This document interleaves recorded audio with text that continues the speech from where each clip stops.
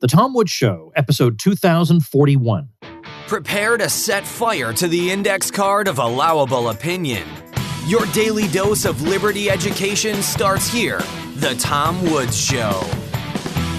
Hey folks, chances are if you're listening to this podcast, you are surrounded by irrational, panicked people who think you're a terrible person because you don't want to lock everybody in their houses. No amount of reasoning appears to accomplish anything. And not to mention the media has done nothing but stoke fear and fail to provide context. Well, one of the many benefits you get as a supporter of the Tom Woods Show is membership inside the Tom Woods Show Elite.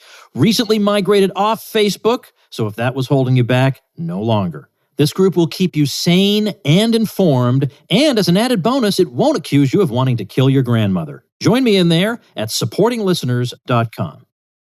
Hey folks, Tom Woods here. Tom Mullen is back on the show today. He is the host of Tom Mullen Talks Freedom, and he has a brand new ebook. We just talked about one of his ebooks not too long ago, and this one is called It's the Fed, Stupid. So we're going to talk a little bit about one of our favorite topics, other than the virus topic, which I wish I didn't have to keep mentioning. And of course, we're talking about the Federal Reserve System, so that'll be a lot of fun, especially with Tom. So Tom, welcome back. Great to be here, Tom. I need you, for the sake of my podcast episode scheduling, to keep releasing an ebook per month, because that would cover one episode a month, and that would help me out. So if you can just keep that going, I would be very happy. I liked the episode we did on your Christmas ebook. And by the way, I got some compliments emailed to me about my Jimmy Stewart impression. Oh, good. Yeah, I was happy about that. I very rarely get to do it, so that was a lot of fun. Anyway, this one, It's the Fed, Stupid, is written in a way that demonstrates the significance of the Fed chapter after chapter, but it's kind of one of the themes is that it's a significance that is missed by all the people who should be noting its significance, who are uniquely poised, positioned to appreciate its significance, and they are the ones who least make notice of it. So that's what people like you and me are trying to fix. So gosh, what was the first thing? A lot of times I ask people this, and they tell me G. Edward Griffin. But do you remember the first thing you read that made you say, whoa, I never even really gave much thought to the Federal Reserve, but now I see it's something I need to be thinking and talking about? Do you remember when that was or what it was? Well, it's funny because I think I told my becoming a libertarian story on one of your episodes. But in addition to that, I was sitting around the same time with a very prominent businessman, and believe it or not, a banker. And I don't mean a teller. I mean somebody who is reasonably high up. And I said, there's something wrong about the Federal Reserve. I kind of had the read the newspaper understanding of it. And I asked these guys, how do you think it works? Neither one of them had any idea. Even the banker was kind of fuzzy, just maybe the interest rate story. And when I had my Ron Paul revelation, he started talking about it. And I said, I knew there was something wrong with that. And of course, it was him that really got me to start reading the Austrian economists that he was talking about here and there on his interviews. And it turned out that I discovered Ron Paul in 2007. The first thing I ever wrote about politics was an article called It's the Fed, Stupid, in 2008. That was on the local NPR website, believe it or not. Well, that's interesting. Yeah. Now, of course, I'm on record. I have not removed the LouRockwell.com blog post. Even if I wanted to, I'd never find it, where I said, I'm not sure Ron Paul's doing the right thing, emphasizing the Federal Reserve. I mean, most people don't know about it or understand it. I think this is a loser. Okay, that has to be up there with, I don't want to sign the Beatles because groups with guitars are on their way out. I mean, that really that has to be the absolute doozy in the history of Tom Woods' blog posts. Because, of course, it turned out to be the opposite. And I actually think that it's not just his anti-war stance, but oddly enough, I think it was actually his stance on the Fed that helped to bring out a lot of people who had been sitting on the sidelines up to that point. I'm convinced of that. No, it really hit me like a thunderbolt because, as I said, I had suspected there's something wrong with this before. And of course, like most people, I just thought I didn't understand it. And here's how much of an impact he had. I could still remember from his book, The Revolution, that he goes on and says, now, how does the Fed fund all these treasury notes that it buys? Well, it just writes a check on itself, creating the money out of thin air. And then he says, if that sounds fishy, then you understand it just fine. And I'm like, oh my God, yeah, of course. So like, I remember that from like, I don't have the book here, I'm not reading out of it. I remember that from 14 years ago. Let's dig into and then just like your Christmas book, you can, if you want to, you can really read these chapters independently of each other, I think, because the themes they all run together, but you can get them bit by bit the way you present them. Let's start a little bit toward, let's say in the first third of it or so. And you have a chapter called Why Aren't Prices Falling? And it's interesting that you title it that way because most people are not, of course, asking that question. Most people think, as I did when I was growing up, that it's some kind of fact of nature that over time prices go up. It's just part of progress or something. And I couldn't have explained to you what the causal mechanism was, but I just knew that it's just normal and that, your grandparents are always going to tell you stories about buying an ice cream cone for a nickel, and that's just, you got to roll your eyes. That's just part of being alive. So the idea that prices ought to have been falling, and I should be curious about that, well, they successfully kept that out of my mind. Yeah, and when you look at the Fed actually keeps records of this. So you could go on their website and see how they've so-called managed the dollar and managed price stability. And if you bought something for $10 in 1800, then that would cost about $5.50 in 1900. And that was the experience Americans have. And I don't think people realize how life transforming that could be, especially in a much more productive economy like we have now, where you could just stockpile cash and that could be your retirement. And not only would it not just lose all its value over time, it would be worth maybe twice as much. And in our economy, with the innovations, increasing exponentially, it might be worth a lot more than twice as much as when you earned it in your 20s. So just that alone, price inflation is life transforming. And then, of course, the Fed does so much more damage. Right. So, well, let's suppose that we had no Fed. The presumption of your question in this chapter is that if we had no Fed, maybe prices would be falling. Well, how would that work? Why would prices be falling? Well, as the economy becomes more productive, we make more stuff, we are able to produce more services per capita, then you've got increasing supply that outpaces demand. And of course, that would make prices fall, as they did in the 19th century when we had this industrial revolution. Now, the Keynesians would tell us that the economy should have been overheating all the time. But, that didn't happen. Karl Marx's prediction didn't come true. The working class didn't revolt because they were so poor. Quite the opposite. Well, if you had gold, it's true that the supply of gold does marginally increase every year, but not as much as the production of basically all other goods. So it's just a matter of a ratio that little bit of gold that you have is going to command ever more resources. And of course, now that applies all the more to something like Bitcoin, because Bitcoin, once there are 21 million Bitcoins, it cannot increase any further.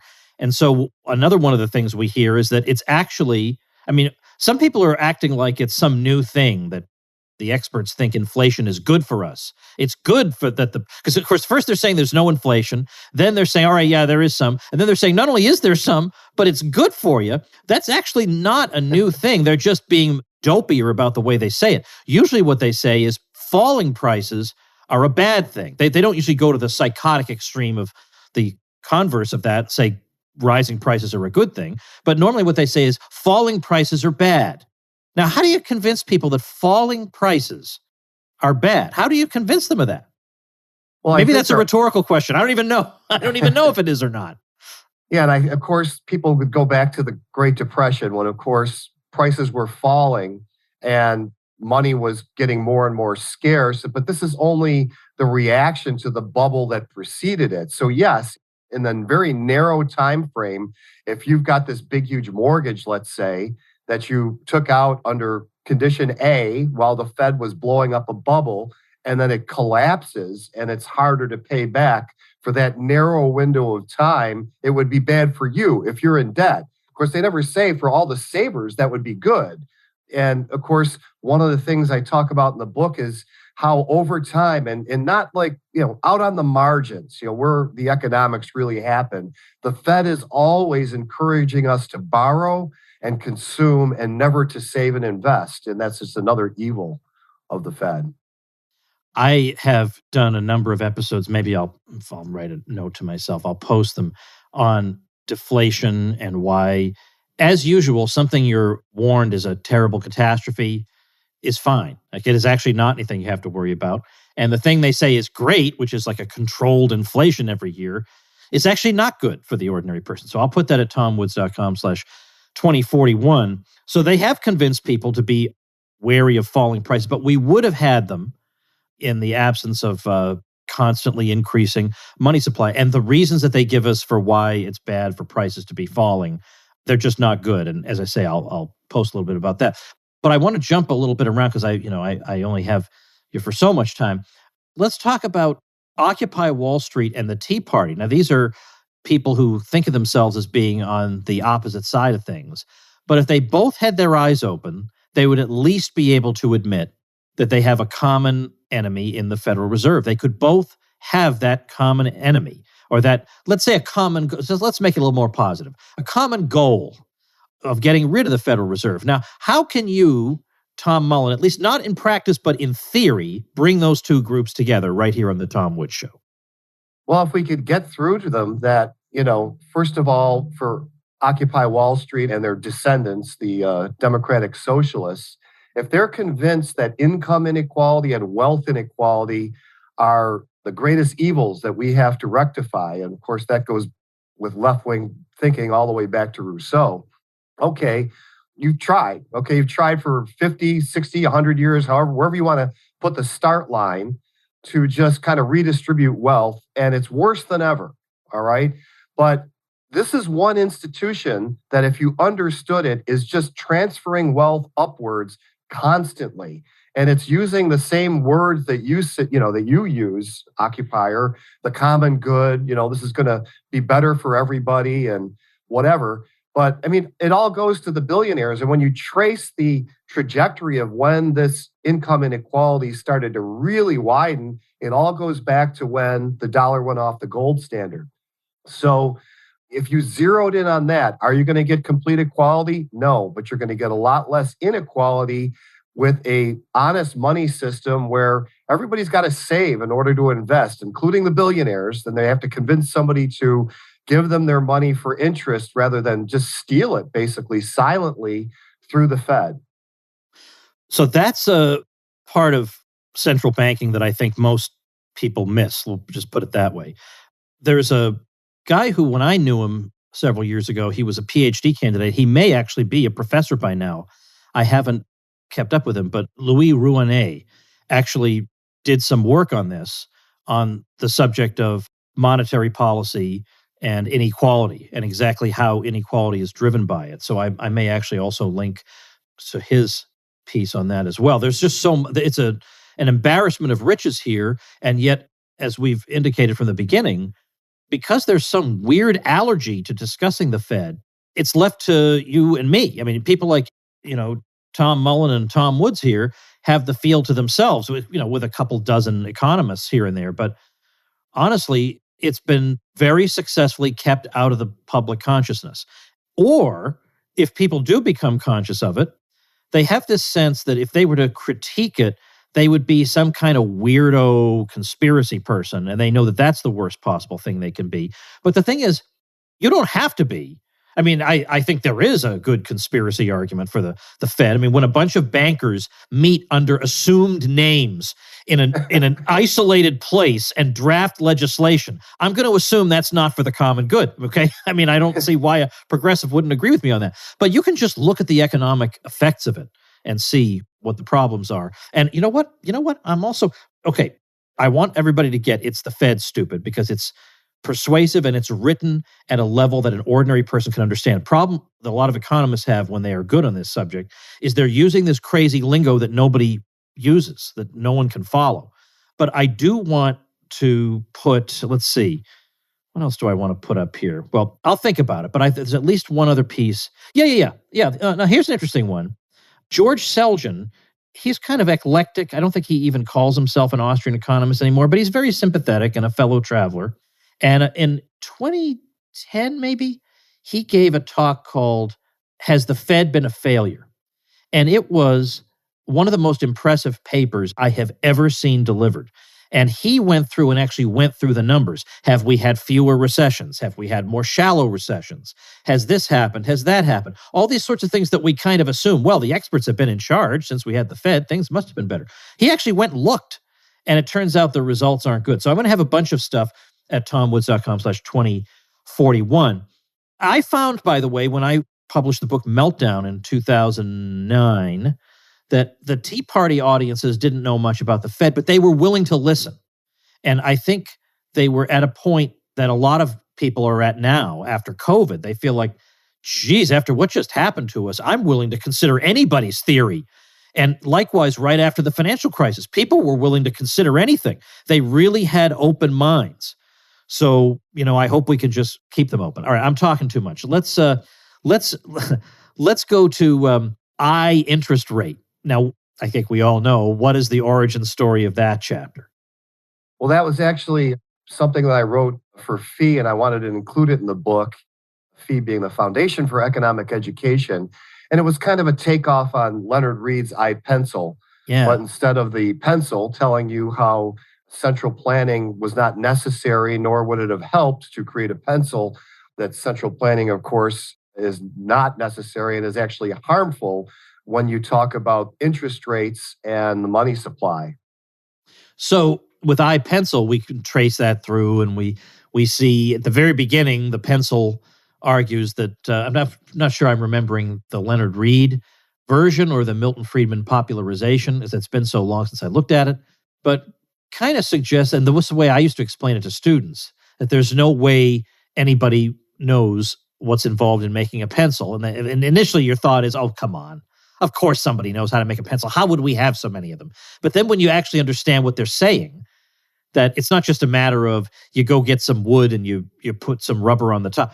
Well, how'd they get the rubber? And what services did they use for that? And how did they refine the oil to power the vehicles that carry the rubber, or put the rubber on the tire of those vehicles? I mean, it's an enormous, impossible amount of information for anybody to know or to coordinate. But how is that true of an interest rate? Just seems like a dinky little number.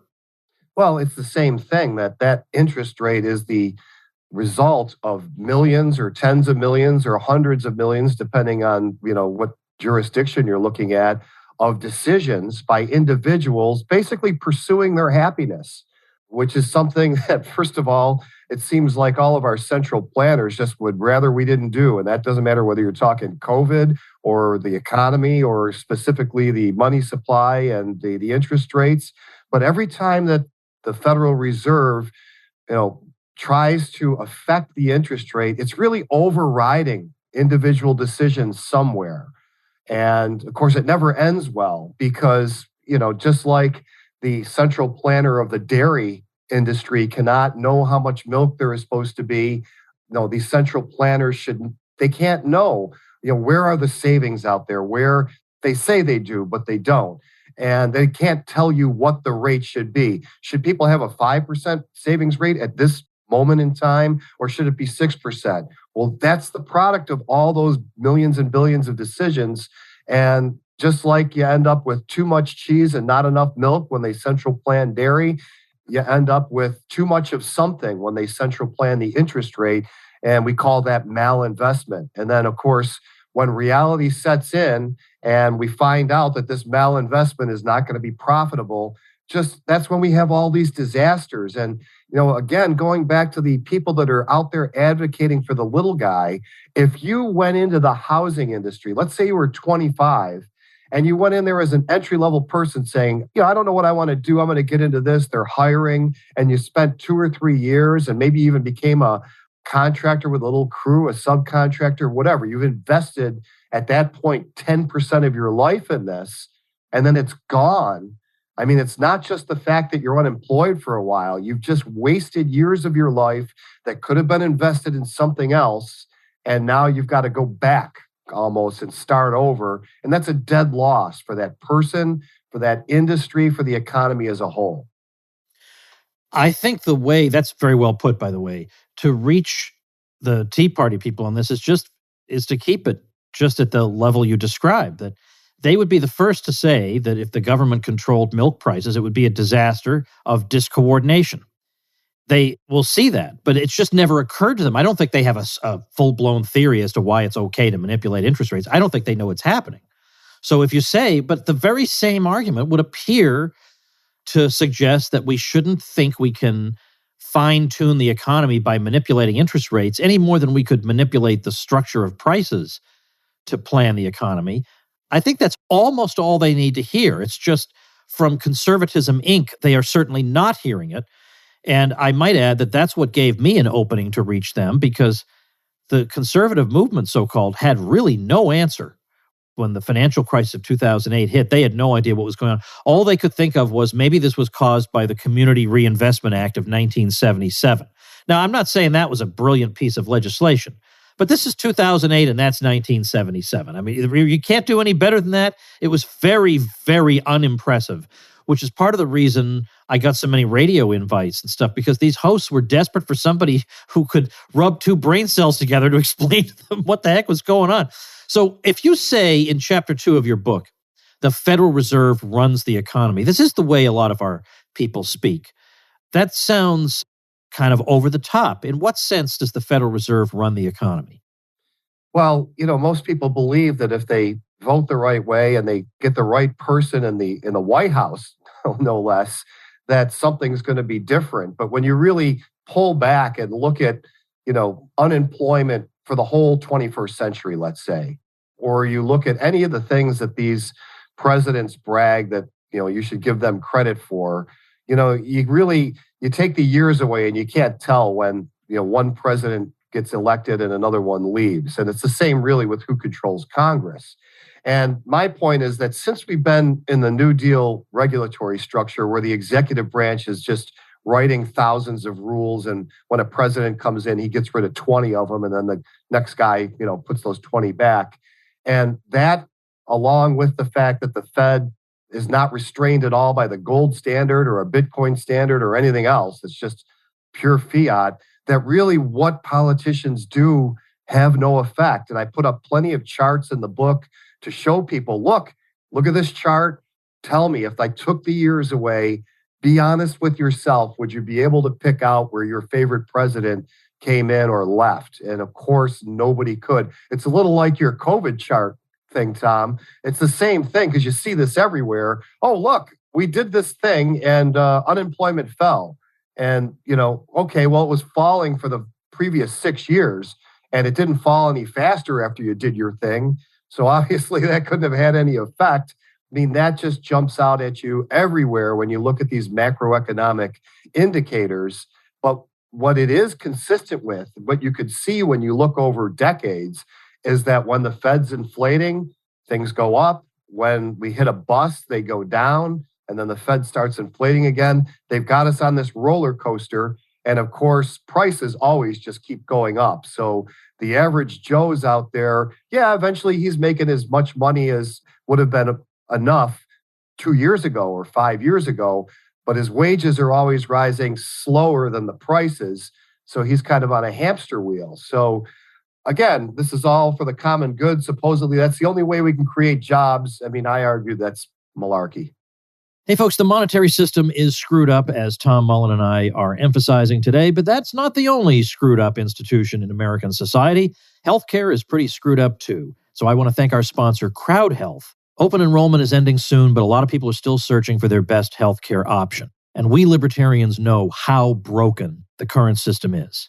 And that's what makes Crowd Health so valuable. It offers you a flexible and affordable healthcare option without the hassle of insurance. So while you're shopping around, don't forget to head to joincrowdhealth.com/99 to find out how Crowd Health can save you 40 to 60% in healthcare costs each year. So remember, Crowd Health isn't health insurance. It's a modern way to pay medical expenses. It's a community of people who are tired of paying into an obviously broken system. And being in the Crowd Health community can save hundreds of dollars monthly and put thousands of dollars back in your pocket. It's super simple. You use their app and you can find nearly any doctor in the country with a quality ranking score. Scan your bills and just throw them away. Crowd Health takes it from there.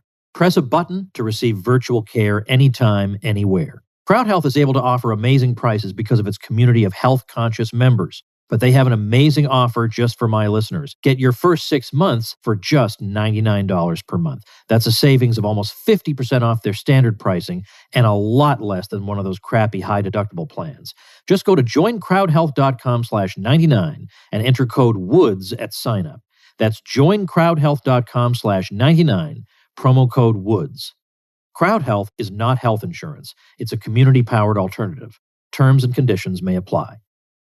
You have a chapter, in fact, it's your last one before the appendices, everyone should want to end the Fed. And I want to touch on that a minute because I've singled out a couple of groups of people who might have particular ideological reasons for wanting to end the Fed.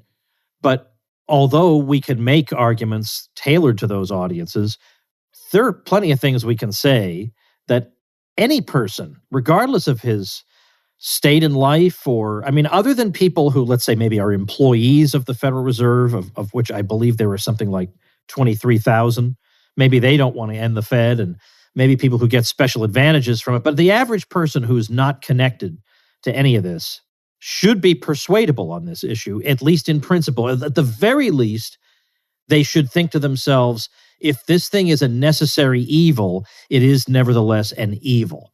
I think we can get there. How do you propose doing that in that chapter?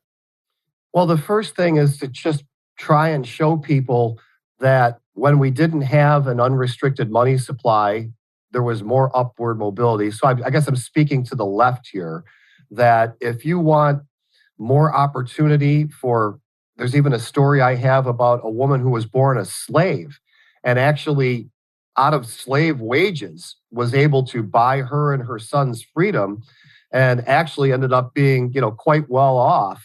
And another woman from the 19th century who was born to rather modest circumstances, but accumulated savings from being a seamstress, just sewing, fee for service, and eventually opened up a chain of stores. I mean, she opened a store and then it grew and it was successful. Another one. There's no way that somebody with a real average income today, I shouldn't say there's no way, it's very difficult if you're making $15, $18 an hour, much less 7 or 10, that you're going to put aside savings enough to start a little business and grow it into an empire. It could be done, or you can go out and convince somebody and borrow the money. It's way harder than it was in the 19th century. And these were women in a time when, women were generally not given the same opportunities, or at least society did not expect them to. So, yeah, if you're a left winger, you should recognize that before we had this system, it was easier for upward mobility, and that, you've tried what you say I don't know, how many more years is it going to be? How many more programs? We had the war on poverty. We had Obamacare. Is healthcare affordable? No. Now we have to do another thing. I'm speaking to you. Stop doing what doesn't work and try this, because this is really where all the leverage is. And I guess for the right, I would say kind of the same thing. You've been electing Mitt Romney's and, well, we didn't elect him. We nominated him. I shouldn't say we. I didn't vote for him. But you've tried to elect these quote-unquote small government conservatives. The budget keeps going up. You really can't tell a difference when the Republicans are in control, other than spending goes up faster than when the Democrats are in control. Usually that's when there's a Democrat president and a Republican Congress who hates his guts. That's the only time spending ever slows down. So how long are you going to keep running this? Letting the, as you call them, Tom, conservative Inc., how long are you going to keep buying their baloney, or say, none of that worked? So let's look at somewhere we might have more leverage. This is where the leverage is. You can't have the government that we have without the Federal Reserve. So there are definitely ways to reach particular kinds of people talking to them about this. And yet there's one argument that I think can appeal to anybody, left or right. And to me, it's this. If you want to save for the future, you know as well as I do that if you just pile up green dollar bills, that in 30 years, they will lose a third of their value, even if price inflation is kept to very, very low levels. That accumulates over time. So how are you going to build up a nest egg that by the time you need it is 1/3 lower than when you started, or half worth half of what it was when you started. How are you going to do that? Whereas before the Fed, people didn't have to do that. They didn't have to say, well, if I sit on my money, it's going to be worth less, so I better go get in the stock market. Maybe people don't want to be in the stock market. Why should they have to do that just to break even? Whereas when gold and silver coins circulated as money, they held or increased their value. So all you had to do was hold on to them. Now, you could make an even bigger return if you invested them and did other things with them, but at the very least, you weren't punished for being conservative and concerned about your future and your family's future. You could just hold them. I don't see how anybody, again, other than a bought and paid for person, doesn't at least admit that's a problem, and that without a Fed, we'd be much, much closer to a solution. Absolutely. It's life transforming. Just the price inflation alone, which is not even the beginning of all the problems the Fed creates, just that alone would change the lives of 99% of society. Both sides now, even the right now is more populist and they're fighting for the working people. They're saying this is where you have tremendous leverage to change their lives positively, exponentially. Not going in there and tweaking something, getting rid of some little regulation. And the other thing I'd say is nobody likes billionaires. Of course, you and I like to distinguish, of course, well, how did they become a billionaire? But if you don't like billionaires, look at all the crashes and look at their net worth before, and not necessarily the day after the crash, but a year after the crash. Their net worth keeps going up, all right? And everybody else is in a funk and in desperate straits. So, a lot of people, when the crash happened in Florida, where I lived at the time, people's houses were underwater for over a decade or more. So this kills average people. And, the billionaires always come out smelling fine. Hey, they'd still be billionaires in an honest economy with an honest monetary system, but the difference wouldn't be anywhere near as great, and they'd have earned it honestly. And most people, then would not resent them. Exactly. All right. Well, the book is It's the Fed, Stupid. I'll link to it at tomwoods.com/2041. But apparently there are a couple ways people can get it. So tell us about that.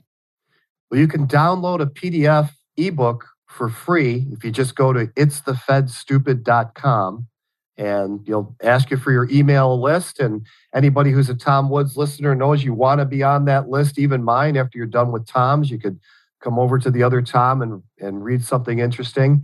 And you can also get it. There'll also be a link there where if you want a paperback copy or maybe one or two to hand out to your friends, you can buy it off Amazon. And I've got it priced in a non-inflationary price to make it easy for you.